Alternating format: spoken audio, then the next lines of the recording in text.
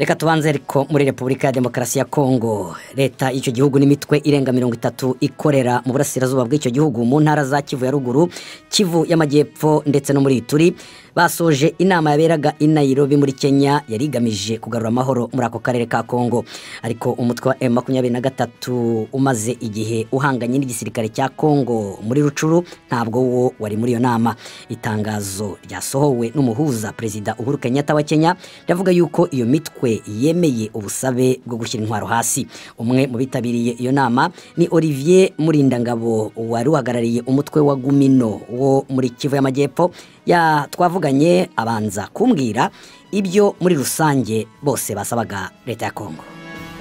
Biravana imitwe urumva ko itandukanye, buri mutwe ngire ngo hari ibyo wagiye usabisha ku biti zabo, ariko hari ijambo rinini je numvise ko imitwe hafi ya yose yashatse kumvikanaho cyangwa se yose yahurijeho gushinja leta kuko idakora inshingano zayo zo kurinda umutekano w'igihugu n'abanyagihugu, ari naco caterereye cyane imitwe yose kuba yarafashe intwaro. Leta yo hari icyo yabisubijeho?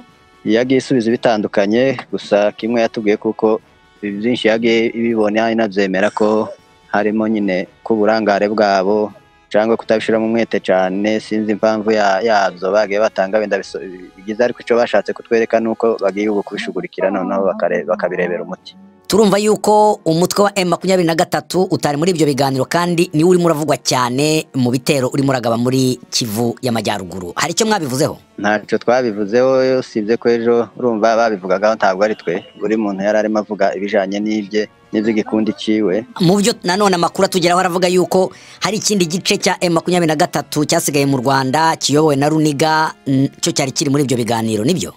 Yego naramubonye uwo bita Runiga twari kumwe. We rero we yavuze ko ashaka iki? Nawe yavuze ko ashaka amahoro. Rya jambo nababwiye ko twese twahurijemo tubwira leta ya Kongo ko igomba gufata inshingano zayo kugira ngo akarere kagira amahoro. Hanyuma se ibyo leta ya Kongo yavugaga yuko ishaka ko bagira igisirikare cy'ibihugu byo muri Afrika y'Uburasirazuba kugira ngo kize vuba vuba cyane gihashye imitwe nk'iyo yanyu, byo babivuzeho? Yego babivuzeho, ariko bavuze ko cyane nyine bari bayikoreye gushaka kugarura amahoro, ariko bitewe n'amagambo twavuze cyangwa imitwe myinshi yavuze twerekanye kuko ayo mahoro yabujijwe no kutabishugurikira nyine leta ya Kongo kutabihagurukamo ngo ishake umutekano w'akarere, ari nabyo zatumye iyi mitwe ibaho. Mwebwe ku ruhande rwanyu rwa Gumino mwe mwifuzaga iki cyane?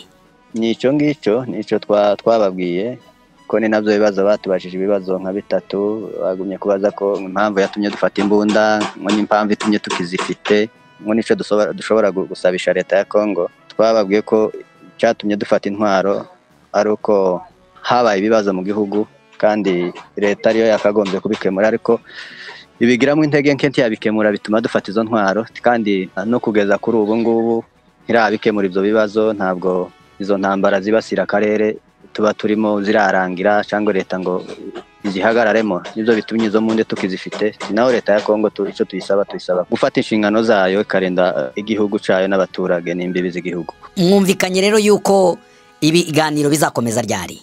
Ibiganiro batubwiye ko aya mareta ibi bihugu za East Africa bikomeza kuvugana, yaba ari mu gisirikare yaba ari n'abakuru b'ibihugu, kuzageza wenda baboneye ikibazo umuti. Aho banavuze ko natwe bizakomeza wenda mu byumweru bitari kure abantu bazosubira bagahura, ibo bamaze kuvugana wenda hejuru y'ibyo bumvise twavuganiye ibi biganiro. Olivier Murindangabo wari uhagarariye umutwe wa Gumino muri ibyo biganiro. Hagati aho mu gicuku cyo kuwa gatatu imirwano yongeye kubura hagati y'inyeshyamba za M23 n'ingabo za leta FARDC muri teritwari ya Rucuru. Buri ruhande rurashinja urundi gutangiza iyo mirwano. Amakuru akavuga yuko abaturage bari batangiye guhunguka nabo nyine bongeye kuva mu byabo kubera iyo ntambara. Kugira ngo tumenye uko byifashe, navuganye na Innocent Ndagije, umuyobozi w'umuryango utegamiye kuri leta muri Rucuru na Jomba, Nouvelle Société Civile, atangira ambwira uko ubu ibintu byifashe. Ugu munsi imirwano yahagaze kuva mu gitondo, uno agahenge kari kuboneka nta kibazo. Ariko ejo mwarabyumvaga? Yego, ejo byaravugaga kuva mu gitondo kugeza nijoro, ndetse byaravugaga cyane, twarabyumvaga. Byumvikanaga hehe mu tuwe duce? Byavugiraga mu duce twa Kinyamahura, mu misozi ya Bugusa no haruguru iriya zo kuri Gatsibo. Hari abaturage baba barahunze kubera iyo mirwano yabaga ejo?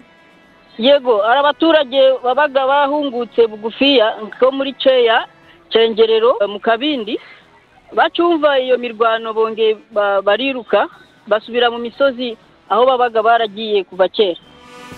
Iyo misozi ni imisozi ariko yo muri Kongo kuko hari nabigeze no guhungira no muri Uganda.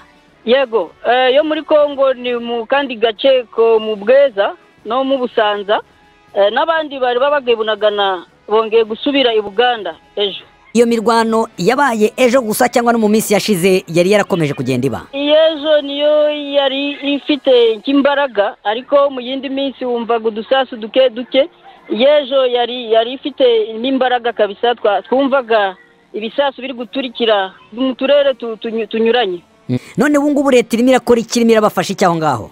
Twenge impunzi turi kubona wenda leta hari kiri gukora, twabonye amamodoka ari kuza, harimo ifu, amavuta n'utundi tuntu two gufasha impunzi. Ubu izo mpunzi ziri hehe, zirahagana hehe?